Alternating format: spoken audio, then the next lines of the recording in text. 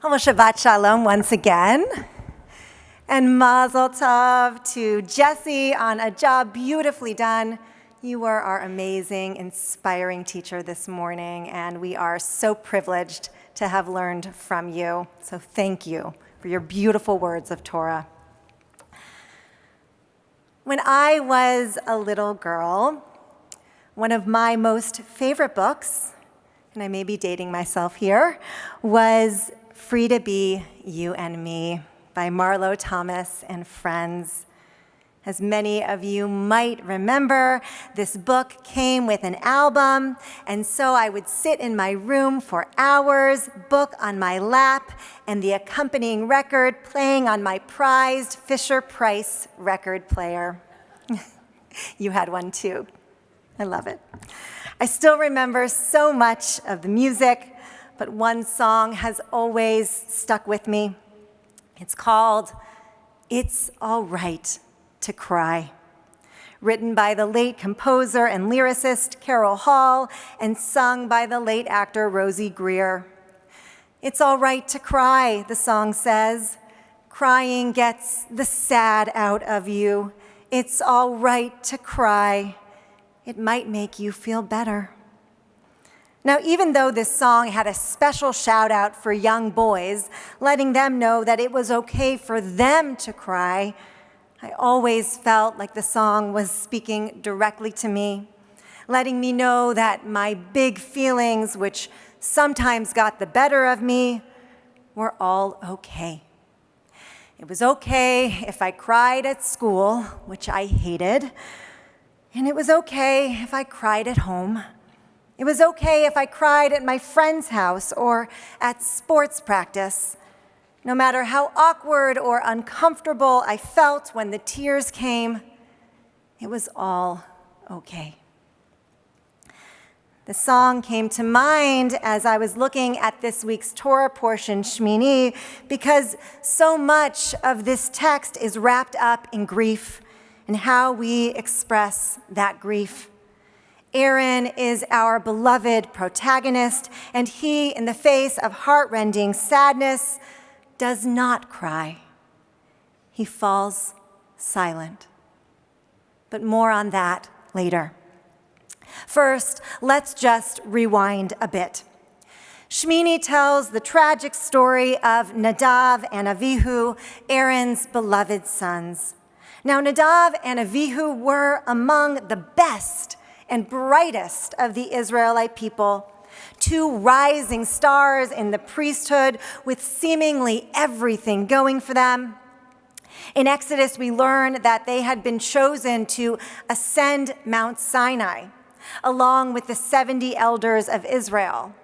And there it is said that they beheld the presence of God, an honor bestowed on only the select few.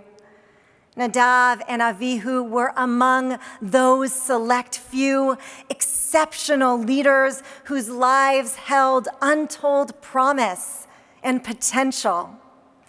And so, with all this background in mind, what happens to these young brothers is all the more confounding. We read in our portion that Nadav and Avihu each decide to bring God an offering. They take their fire pans, they lay incense in them, and then proceed to give God what is called a strange fire, a fire that God did not request from them. Immediately, an opposing fire surges forth from God and consumes the two brothers. Nadav and Avihu are killed on the spot, two brilliant lights snuffed out forever. This terrifying story has rattled readers for generations for its mystifying brutality and its baffling conclusion.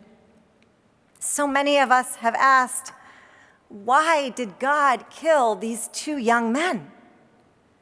And what did they do to warrant this punishment?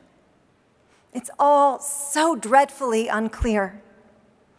Some say that Nadav and Avihu were arrogant. because they decided how and when and what to offer God, rather than leaving all of those decisions to God. Other scholars point out simply that their fire was strange. Unprescribed fires were expressly not permitted, and so they were punished. Some say the brothers were overzealous, others say they were overly ambitious, and still others hypothesize that they might have even been drunk. But none of these explanations feel adequate in the face of such loss. As Rabbi Harold Kushner of blessed memory once wrote, "We can't explain death any more than we can explain life itself." Of course, all of us know this statement to be true from our own experiences, not only with death, but with the trials and tribulations of life as well. We can't explain why some people suffer and others do not, or why one person gets sick and another stays healthy, or why life deals a terrible hand to one person but not to the next. And in this text, we are hard-pressed to understand why these two bright and talented young men would be taken from this earth long before their time, without warning or justification. It's all so incomprehensible. But maybe that is the point.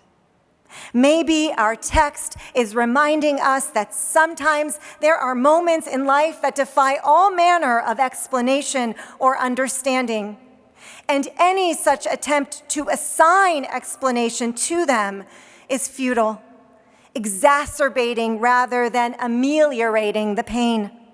In this story, it doesn't feel right to say that arrogance or ambition or inebriation would be grounds for Nadav and Avihu's sudden death.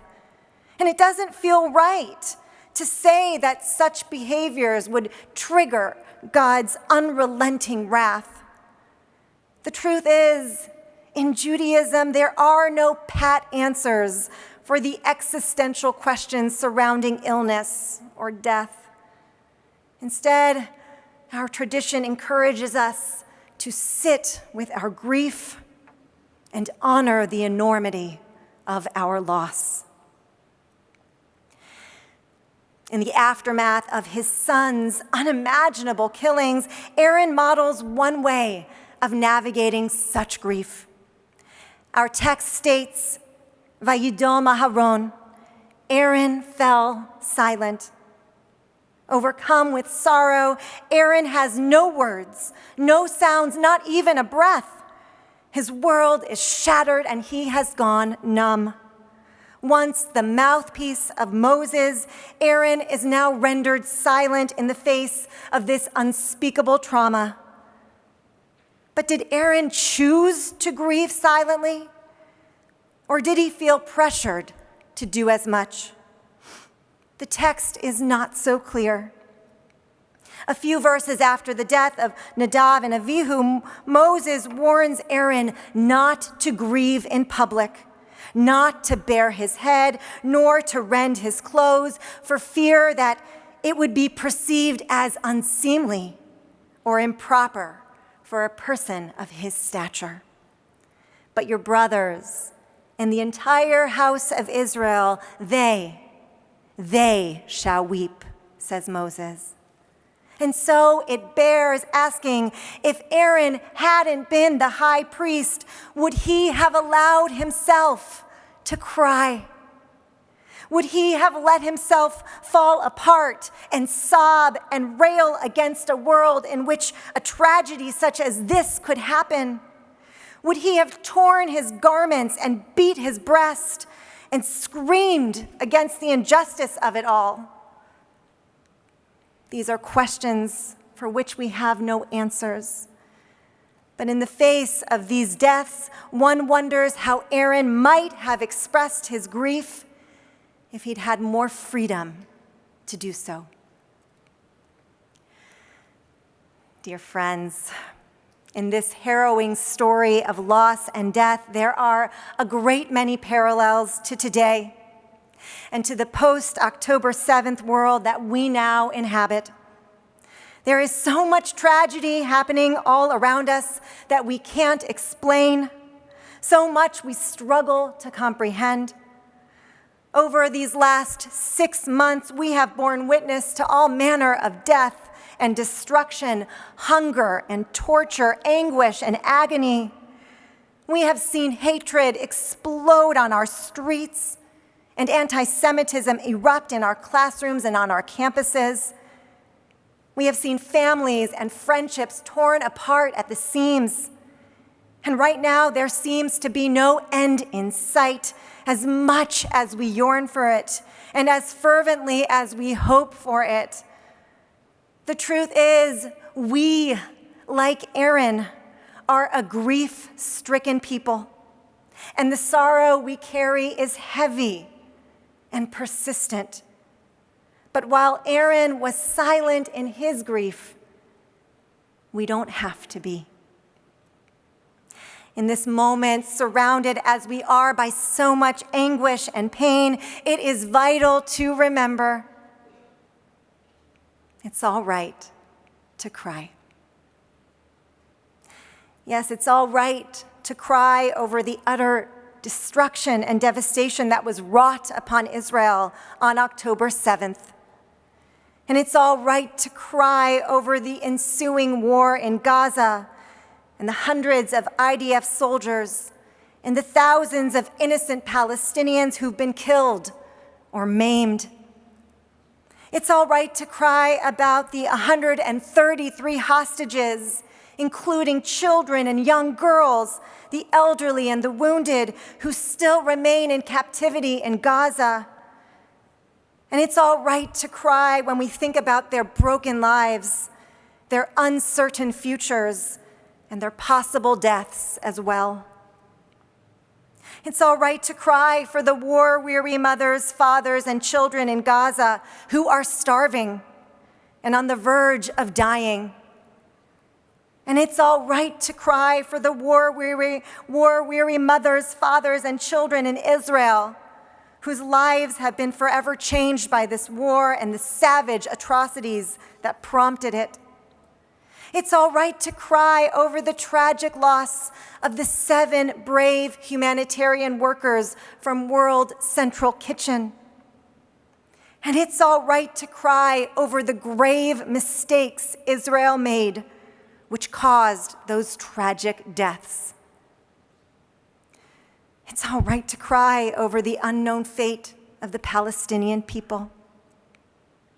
And it's all right to cry over the unknown fate of Israel, our embattled homeland, who finds herself more ostracized and vilified by the day.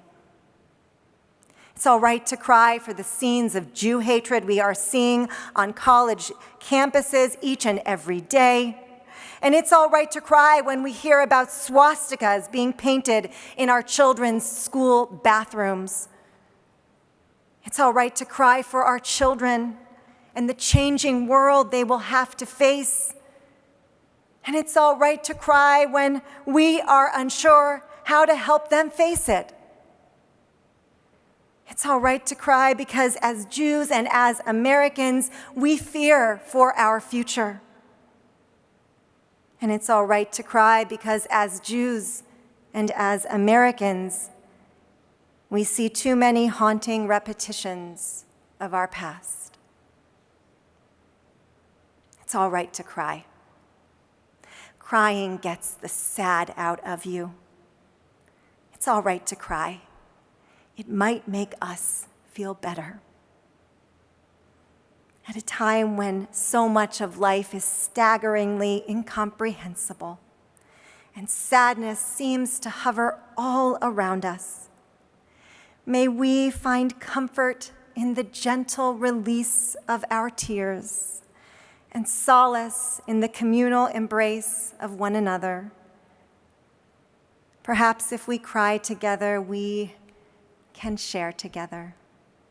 And if we share together, perhaps we can dream together And if we dream together, maybe, just maybe, we can heal together. Ken Hiratson. Amen.